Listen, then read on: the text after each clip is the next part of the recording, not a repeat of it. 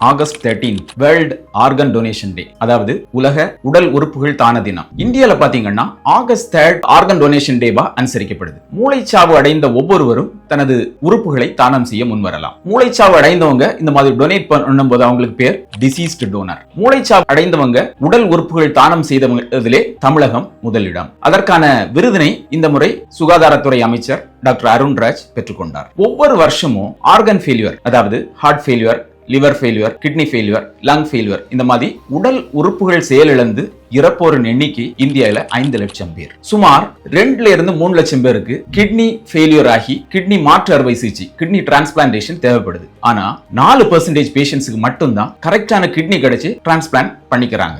80,000 பேருக்கு liver transplantation தேவைப்படுது. ஆனா வெறும் 4,000 பேருக்கு மட்டும்தான் கரெக்டான லிவர் கிடைச்சு அவங்களுக்கு மறுவாழ்வு கிடைக்குது. 50,000 பேருக்கு ஹார்ட் டிரான்ஸ்பிளான்டேஷன் தேவைப்படுது. வெறும் 250 ஹார்ட் டிரான்ஸ்பிளான்டேஷன் மட்டும்தான் இந்தியாவில் ஒவ்வொரு வருஷமும் நடக்குது. இரத்த தானம் கொடுக்கறதுல ஒரு உயிரை காப்பாற்றலாம். மூளைச்சாவு அடைந்த ஒருவர் தனது உறுப்புகளை தானம் செய்வதன் மூலம் 9 உயிர் வரை காப்பாற்றலாம். ஒவ்வொரு வருஷமும் ரோட் டிராபிக் ஆக்சிடென்ட்ல இறப்போரின் எண்ணிக்கை இந்தியால 1.6 லட்சம் பேர். இதுல வெறும் 1000 இருந்து 1200 பேர் மட்டும்தான் தனது உறுப்புகளை தானம் செய்ய முன்வர்றாங்க. மூளைச்சாவு அடைந்த இறக்கும் தருவாயில் கூட சில உயிர்களை காப்பாற்றலாம், பல குடும்பங்களை வாழ வைக்கலாம் என்ற நல்ல எண்ணத்தோடு துணிவோடு உறுப்புகளை தானம் செய்ய முன்வரும் அந்த குடும்பத்தாரின் தியாக செயலுக்கு விலையே கிடையாது. ஆனா கிட்னி டிரான்ஸ்பிளான்ட், அதாவது கிட்னி டிரான்ஸ்பிளான்டேஷனுக்கு ஒரு பிரைவேட் ஹாஸ்பிட்டல் சார்ஜ் பண்றது 10 இருந்து 20 லட்சம். ஒரு லிவர் டிரான்ஸ்பிளான்டேஷனுக்கு 30 இருந்து 50 லட்சம். ஒரு ஹார்ட் டிரான்ஸ்பிளான்டேஷனுக்கு 30 லட்சம். லங் டிரான்ஸ்பிளான்டேஷனுக்கு 30 இருந்து 40 லட்சம். ஆனா தானம் கொடுக்கிறாரு பாருங்க,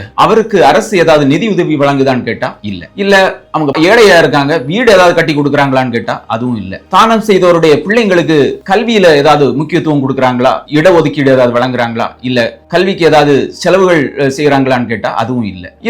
தானம் செய்தவர வீட்டுல படிச்சவங்க இருக்காங்க, அவங்களுக்கு அரசு வேலை ஏதாவது வழங்குறாங்களான்னு கேட்டா அதுவும் இல்ல. சவுதி அரேபியா போன்ற நாடுகள்ல இந்த மாதிரி தானம் செய்ய வருவவங்களுக்கு அரசு நிதியுதவி வழங்குது, மட்டும் பல சலுகைகளும் கொடுக்கறாங்க. நான் என்ன கேட்கிறேன், கள்ளக்குறிச்சியில கள்ளச்சாராயம் குடித்து இறந்த ஒவ்வொரு குடும்பத்தாருக்கும் அரசு 10 லட்சம் ரூபாய் நிதியுதவி வழங்கிய தமிழக அரசு, கரூர் கூட்ட நெரிசலில் இறந்த ஒவ்வொரு குடும்பத்தாருக்கும் அரசு வேலை வழங்க முன்வந்த தமிழக அரசு, மூளைச்சாவு அடைந்த ஒருவர் தான் இறக்கும் தருவாயில் கூட பல குடும்பங்களை வாழ வைக்கும் போது அவரது குடும்பத்தை வாழ வைக்க வேண்டியது அரசின் கடமையாகாதா? சிந்திப்போம்.